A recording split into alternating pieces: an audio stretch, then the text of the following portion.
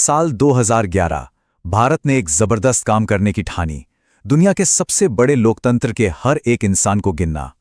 ये कहानी है 2011 की भारतीय जनगणना की, एक ऐसी कोशिश जो पूरे देश की एक तस्वीर बनाने जैसी थी। तो सबसे पहले वो बड़ा आंकड़ा जिस पे सबकी नजर थी। 2011 में भारत की आबादी कितनी थी?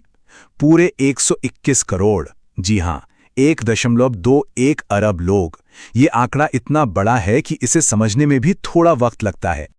जाहिर है, ये एक बहुत बड़ी संख्या है और यहीं से एक बड़ा सवाल खड़ा होता है। इतने विशाल और अलग-अलग तरह के लोगों से भरे देश की तस्वीर खींची कैसे जाए? तो चलिए थोड़ा समझते हैं इस पूरे ऑपरेशन के बारे में। आखिर 1 अरब से ज्यादा लोगों की गिनती होती कैसे है? वैसे भारत में लोगों को गिनने का ये काम कोई नया नहीं है। इसका इतिहास काफी लंबा है। शुरुआत हुई 1872 में लॉर्ड मेयो के समय, लेकिन जो हर 10 साल में होने वाली रेगुलर जनगणना है वो शुरू हुई 1881 में लॉर्ड रिपन के दौर में।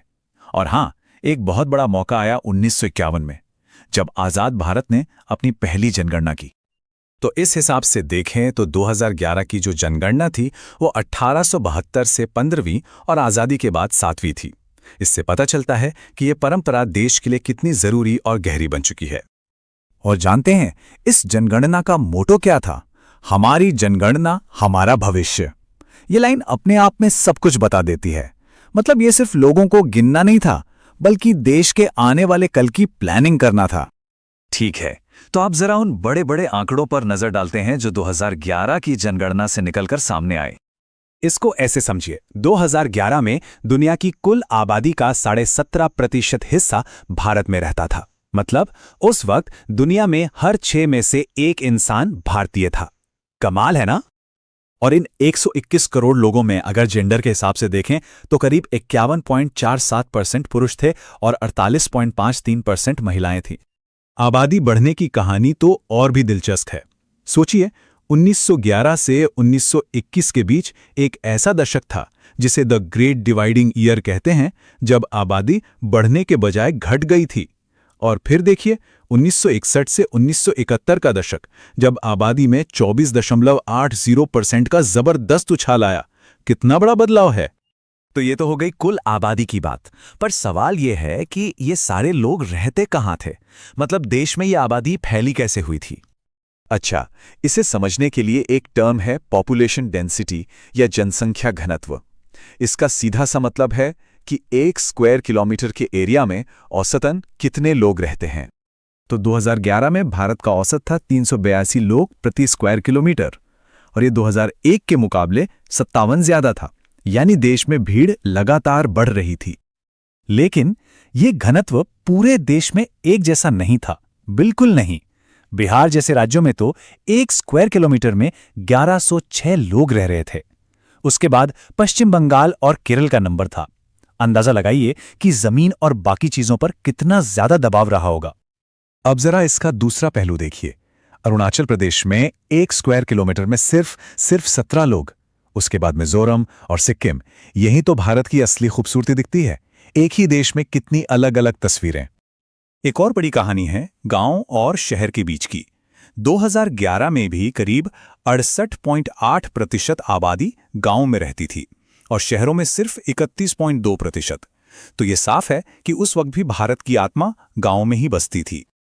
चलिए अब इन आंकड़ों से थोड़ा और आगे बढ़ते हैं और देश के सोशल फैब्रिक यानी सामाजिक ताने बाने को समझते हैं।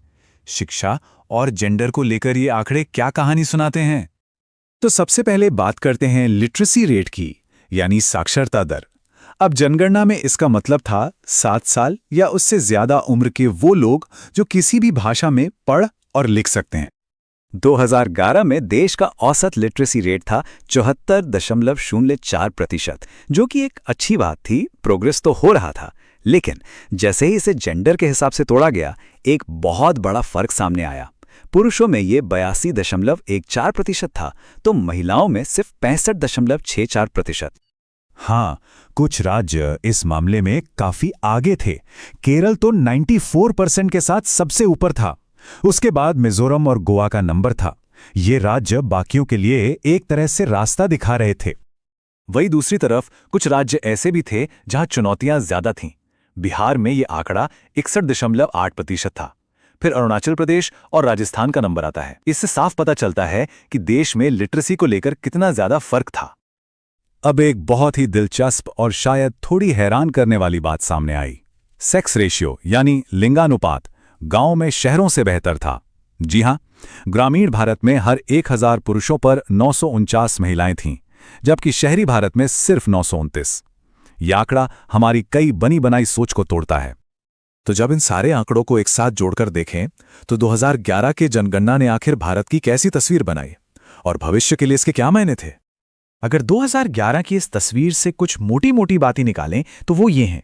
पहली, भारत एक विशाल देश है जो लगातार बढ़ रहा है। दूसरी, गांव और शहर के भारत में बहुत गहरे अंतर हैं। तीसरी, विकास और सोशल इंडिकेटर्स के मामले में अलग अलग राज्यों में जमीन आसमान का फर्क है। और आखिर में, लिटरेसी बढ़ी तो है लेकिन जेंडर गैप अब भी एक बड़ी सच्चाई है।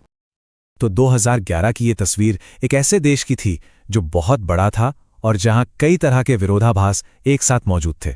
और ये हमें एक अहम सवाल के साथ छोड़ जाती है। जब भारत की अगली तस्वीर बनेगी तो वो कौन सी नई कहानी सुनाएगी?